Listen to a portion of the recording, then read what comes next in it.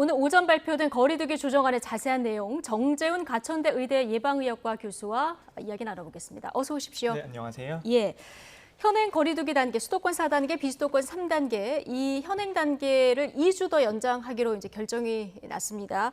좀 세부적으로 보면 사적 모임 인원이 조금 달라졌는데 수도권은 접종 완료자 4명 포함해서 8명, 비수도권은 접종 완료자 6명 포함해서 10명. 이게 가장 크게 달라지는 거죠? 네, 이제 사회적 거리두기 같은 경우에는 4단계가 적용되고 나서부터 몇 번의 완화가 있어 왔습니다. 우리가 단계적인 일상 회복을 앞두고 있긴 하지만 사회적 거리두기에 대한 피로감도 심해지고 있었거든요. 그래서 접종률이 올라감에 따라서 단계적으로 사회적 거리두기를 완화해 오고 있었는데요. 우리가 9월 초만 하더라도 인원 제한이 2+4로 갔었고요. 그 다음에 추석에도 이번 추석에는 가족들을 만날 수 있는 명절이 되었습니다. 그런 것처럼 점진적으로 방역 조치를 어느 정도 완화하고 있는 기조는 유지가 되고 있다라고 볼 수 있고요. 네. 그런 의미에서 인원 제한을 한 번 더 늘리는 이런 조치가 나온 듯합니다. 그럼 이게 어떤 과학적 근거라기보다는 전문가들 의견에 절충한 정도로 보면 될까요? 그렇다기보다는 사회적 거리두기의 효과와 근거에 대해서는 아직까지 많은 논란이 있습니다만 예. 그래도 우리가 4차 대유행을 겪으면서 사회적 거리두기가 어느 정도는 아직까지 기능을 하고 있다는 것은 과학적으로 증명이 되어 있고요.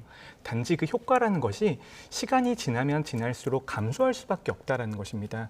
국민들에게 언제까지 희생을 요구할 수 없기 때문이죠.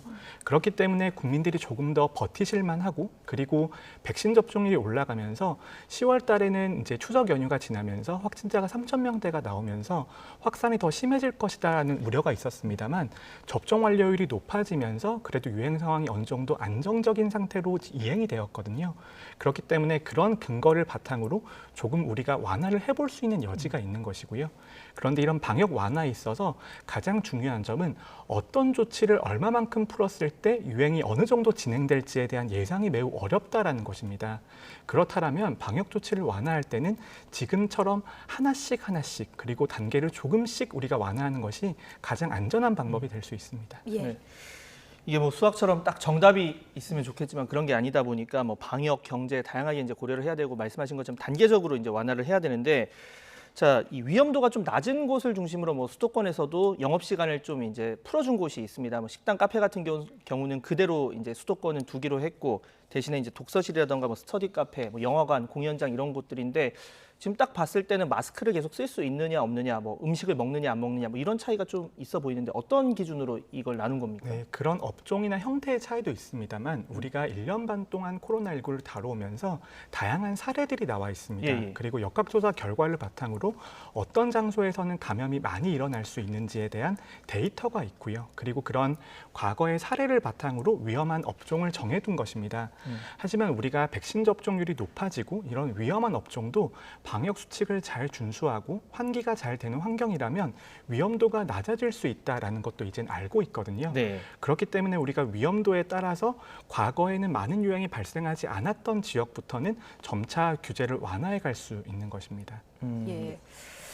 자, 지금 식당이나 카페 영업 시간이 자정까지 완화될 것이다 이런 전망도 나왔었는데 이건 10시까지로 그냥 현행 유지로 결정해 놨습니다. 조금 전에 저희가 국회의원이나 장관님들 일원이라도 손해본 거 있느냐 이런 자영업자들의 볼멘 소리도 듣고 왔습니다만은 이것도 어떻게 좀 단계적으로 푸는 과정이라고 봐야 될까요? 네, 그런 자영업자의 지적을 정말 전문가들도 뼈저리게 받아들여야 된다라고 생각합니다. 예. 이제 그럼에도 불구하고 우리가 방역 완화라고 하는 것은 어쩔 수 없이 인명 피해를 수반할 수밖에 없습니다. 특히 단계적인 일상 회복에 있어서는 사회 경제적인 피해는 줄어들 수 있지만 반대로 인명 피해가 커질 수 있는 상황이라서 그 두 개의 균형을 잘 잡는 게 매우 중요한데요.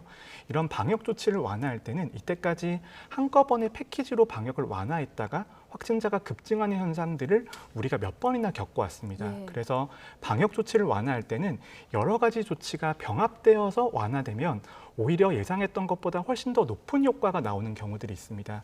그래서 우리가 인원 제한을 우리가 늘리게 되면은 영업 제한 시간을 유지를 하고 영업 제한 시간을 늘리면 인원 제한을 유지하는 그런 식으로 하나씩 풀어가는 것이 어떻게 보면 가장 안전한 접근 방법입니다. 네.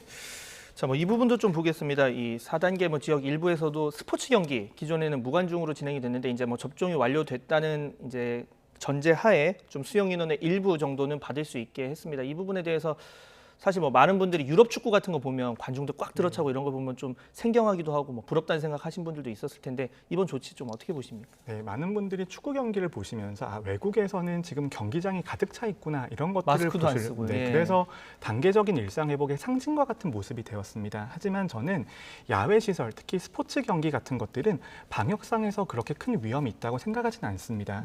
그 이유는 첫 번째는 접종이 완료된 분들만 들어가시고요. 네. 두 번째는 야외이기 때문에 환기가 매우 잘 되는 환경입니다. 그래서 마스크를 잘 쓰시고 취식을 하지 않는 등의 규칙을 지키신다라면 저는 방역상에 있어서의 위험은 적으면서도 국민들에게 우리가 그래도 일상에 조금 다가가고 있구나라는 것들을 체감할 수 있는 조치라고 생각합니다. 예. 자, 예비 신혼부부들 시위까지 있었는데 결혼식 인원도 많이 풀립니다. 기존에는 뭐 최대 99명, 그리고 식사를 제공 안 한 199명까지였는데 지금 미접종자 49명 포함해서 식사 제공 관계없이 최대 250명까지는 좀 허용이 되는 거죠? 네, 방금 아까 말씀드렸던 것처럼 야외 스포츠 경기와 동일한 논리입니다. 일단 기본적으로 접종 완료자를 대상으로 인원이 늘어나는 개념이고요. 예. 그리고 사회적 거리두기에 있어서 가장 국민들이 불편해하셨던 게 이런 경조사에 있어서도 제약을 받는다에 있어서 많은 국민들이 불편함을 많이 느끼셨습니다. 그래서 이런 일회적인 행사도 방역 수칙을 잘 준수할 경우에는 특별한 확산 상황들이 없었기 때문에 예. 그런 것들을 반영한 조치라고 생각합니다. 네. 자, 거리두기 조정안이 그 3주간인 2주로 이제 되면서 아까 저희가 뭐 보도에서 얘기했지만 18일부터 31일까지 이렇게 되다 보니까 기존에 이 단계적 일상회복 날짜를 뭐 11월 9일 정도 얘기했다면 이 11월 초부터 그러니까 또 일주일을 더 하진 않을 테니 좀 당겨지는 게 아니냐 뭐 이런 관측도 나오고 있거든요. 이제 그런 조치라기보다는 단계적 일상회복의 로드맵이 10월 말에서 11월 초 정도가 되면 구체적인 모습이 나올 겁니다. 예. 그렇게 되면 지금의 사회적 거리두기 체계에서 새로운 체계로 이행하게 되는 것이거든요. 그래서 과거의 조치에서 미래의 조치가 새롭게 나오기 때문에 그때에는 국민들에게 조금 더 구체적인 일정을 알려드릴 수가 있을 겁니다. 그래서 이제 단계적인 일상회복의 로드맵이 나오는 시기가 2주에서 3주 정도 걸리기 때문에 예. 그때까지 우리가 징검다리 역할로 어느 정도 지금의 조치를 연장하고 있다라고 말씀드리면 될 것 같고요. 아, 그럼 지금 일단 2주가 연장됐는데 바로 다음 달 11월 1일부터 단계적 일상 회복으로 들어간다기보다는 뭔가 일정을 알려주고 한 번 더 뭔가 중간에 징검다리 같은 기간이 있을 것이다 이렇게 보시는 건가요? 네, 저는 단계적인 일상 회복에 있어서 가장 중요한 것은 국민들에게 미래의 예측 가능한 모습을 보여드리는 것이라고 생각합니다. 그렇죠. 그래서 그런 계획이 얼마만큼 빨리 그리고 구체적으로 나올 수 있냐에 따라서 국민들에게 일정을 안내해 드리면서 미래의 이제 시간에 대한 설계를 할 수 있을 것으로 보입니다. 예. 어제 권준욱 방대본 제2 본부장이 접종 완료율이 85%에 이르면은 이론적으로 마스크가 없어도 델타 변이에 대응 가능하다 이런 취지의 발언을 했는데 이후에 방대본에서 해당 발언을 일부 정정하는 약간 해프닝이 있었습니다. 근데 뭐 권준욱 본부장이 이런 얘기를 했을 때 뭔가 이론적인 근거가 있으니까 하긴 했을 텐데요. 저는 이제 어제 발언 같은 예. 경우에는 조금 부적절했다고 부적절했다. 생각을 합니다. 왜냐하면 델타 변이 바이러스가 들어오고 백신의 효과라는 것이 조금 감소하고 그리고 시간이 지남에 따라서 감염 예방 효과가 조금 더 감소한다라는 것이 과학적으로 증명이 되어 있고요. 그렇기 때문에 전 세계 국가들이 백신 단독으로는 이 위기를 극복할 수 없다라는 것에 대해서는 전문가들이 대부분 동의를 하고 있습니다. 그렇기 때문에 접종률이 우리가 원하는 수준만큼 높아진다라고 하더라도 모든 방역 조치를 해제한다거나 마스크가 없는 일상을 단시간 내에 기대하기는 매우 어려운 상황입니다. 예. 그래서 이제 단계적 일상 회복에 있어서 이런 단계적인 일상 회복이라고 하는 것이 마스크를 바로 벗어던지고 모든 방역 조치를 완화하는 것이 아니라 최대한 피해를 분산시키면서 인명 피해도 줄이면서 사회경제적인 회복도 꾀할 수 있는 그런 중간의 절충 지점이라는 점을 반드시 설명을 드려야 되고요.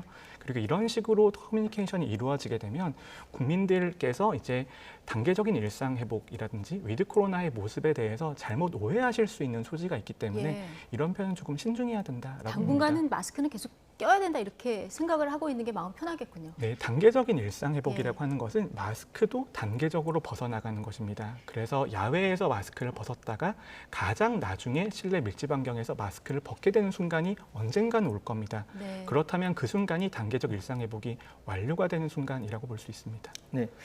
뭐 말씀대로 접종률이 이제 맞는 키는 아니겠지만 아무래도 관심이 많다 보니까 그 부분 조금 더 얘기를 해보겠습니다. 지금 이제 단계적 일상회복을 위한 일상회복 지원위원회에서 뭐 접종 완료율에 따라서 단계적으로 뭐 이 정도, 뭐 몇 %에서 이 정도. 근데 사실 그게 그때 당시에 이제 뭐 사회경제적 상황이라던가 뭐 여러 가지를 봐야겠죠. 뭐 새로운 변이가 나타났는지 뭐 등등등 변수가 많지만 그래도 좀 지금 뭐 나오고 있는 뭐 70이면 어느 정도, 80이면 어느 정도 이런 부분에 대해서 좀 교수님 의견은 어떻습니까? 네, 단계적인 일상회복은 말 그대로 여러 가지 단계로 이루어져 있습니다. 예. 그럼 우리가 1단계에서 2단계로 나아갈 때는 어떤 전제 조건이 필요한 것인가? 그 다음에 2단계에서 3단계로 갈 때 가지 못하는 조건은 무엇인가에 대해서 지금 전문가들이 논의를 하고 있고요. 예. 그리고 백신 접종률이라고 하는 것은 다음 단계로의 이행을 위한 전제 조건이지 접종률이 만족되었다고 해서 그 다음 단계로 나아갈 수 있는 것은 아니라고 생각을 합니다.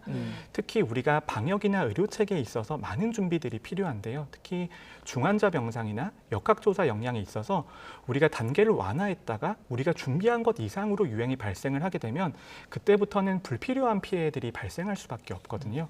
그렇기 때문에 접종률이라고 하는 것도 다음 단계의 기초적인 존재 조건이지 그것을 만족했다고 해서 앞으로 나아갈 수 있는 것은 아니다. 이렇게 말씀드리고 싶습니다. 예.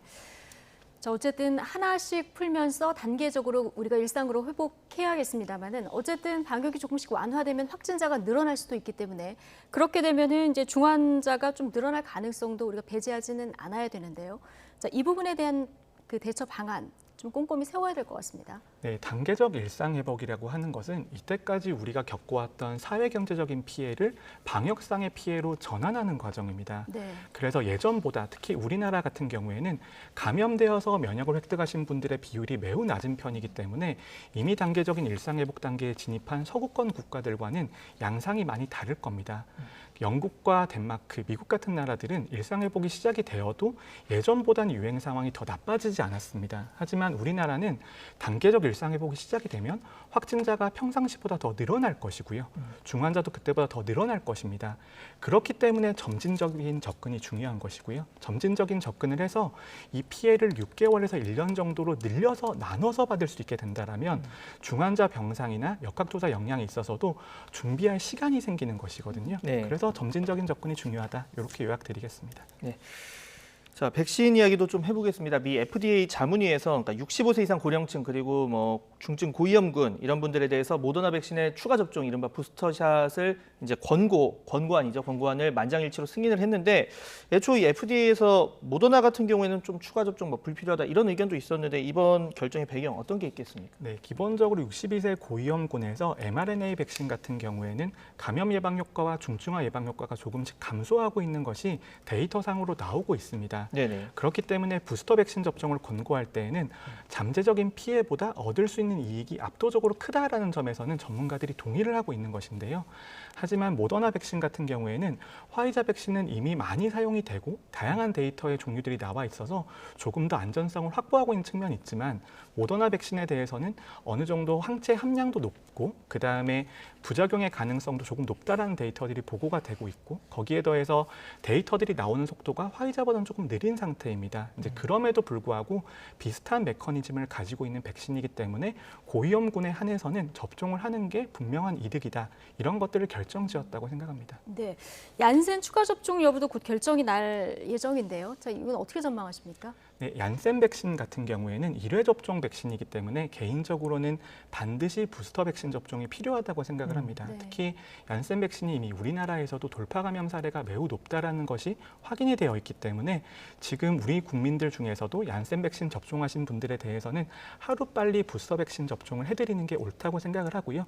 그런 것들이 미국의 연구 결과를 보면 교차 접종을 하는 것이 조금 더 효과가 좋을 수도 있다라는 가능성들이 제시가 추가 되고 접종은 있습니다. 얀센이 아니라 다른 네, 얀센 백신이 아니라 예. 화이자 백신이나 모더나 백신 같은 것으로 우리가 교차 접종을 해드리면 효과가 더 좋아질 가능성이 있다는 것들이 제시가 되고 있기 때문에 우리나라에서도 이런 연구 결과에 따라서 추가 접종을 해야 된다라고 봅니다. 네. 자, 뭐 아까 변이 얘기를 잠깐 했지만 뭐 델타 변이보다 강력한 변이가 나올 수 있다 아니다. 지금 전문가들 사이에서도 뭐 다양한 의견이 나오고 있는데 일단 파우치 소장, 미국 파우치 소장이 이런 얘기를 했습니다. 그러니까 델타 변이를 능가하는 강력한 변이는 나오지 않을 것으로 본다. 이게 어떤 근거가 있는 얘기입니까? 어떻습니까? 네, 이미 델타 변이가 유행을 주도하고 대부분의 감염자가 델타 변이가 이제 차지하고 있습니다. 예. 그런 상태에서는 더 이상 감염될 수 있는 사람의 숫자가 적고 백신 접종률이 높아져 있기 때문에 변이 등장의 가능성이 떨어진다라고 볼 수 있습니다만 우리가 팬데믹 상황에 있어서는 전문가들의 예상도 틀린 적이 매우 많았습니다. 특히 이런 바이러스와의 전쟁에 있어서는 조금 신중할 필요가 있다라고 보고요. 예, 변이 바이러스에 대응하기 위해서라도 백신 접종률을 조금이라도 더 높이고 특히 부스터 백신 접종에 대해서도 적극적으로 고려를 해봐야 될 것 같습니다. 예. 지금 해외에서 코로나19 환자의 절반 정도가 회복한 뒤에도 6개월 넘게 후유증에 시달릴 수 있다. 이런 연구 보고도 있고요. 최근에도 여러 가지 화이자 맞고 증상이 내가 좀 이상하다. 이렇게 부작용 호소하시는 분들 꽤 많은데 이게 참 인과성 증명하기는 어려운 부분이라서 이런 부분에 대해서 정부가 조금 더 투명하고 좀 적극적으로 대응할 필요가 있지 않나 싶습니다. 네, 정부가 이런 인과성이 확인이 안 된 백신의 이상 반응이라든지 아니면 코로나19의 장기 합병증에 대해서는 폭넓은 연구를 할 필요가 있고요. 예. 그 연구 결과를 국민들에게 소상히 알려드릴 의무가 있다고 생각을 합니다. 하지만 우리가 롱코비드라든지 아니면 백신의 이상 반응이라고 하는 것도 과학적으로 완전히 해결이 불가능한 회색지대가 있을 수도 있고요. 그리고 그런 회색지대에 있어서는 과학적인 연구가 진행될 때까지 몇 년의 시간이 걸릴 수도 있거든요. 그러면 국민들에게 안심을 드릴 수 있는 차원에서라도 보상이나 배상 같은 것들을 적극적으로 고려해야 된다라고 봅니다. 예, 알겠습니다. 오늘 발표된 거리두기 조정안 그리고 단계적 일상 회복 어떻게 하면 좋은지 정재훈 가천대 의대 예방의학과 교수와 함께 이야기 나눠봤습니다. 고맙습니다. 네, 감사합니다.